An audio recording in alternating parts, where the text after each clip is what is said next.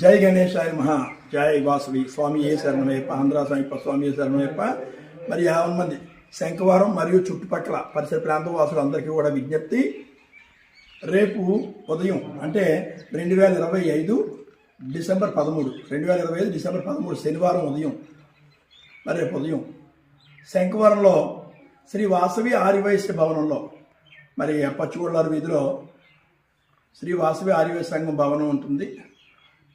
అక్కడ రేపు ఉదయం 9 గంటల నుంచి మధ్యాహ్నం 3 గంటల వరకు కూడా ఉచిత హోమియో వైద్యులు వచ్చి చక్కగా వైద్యం చేస్తారు.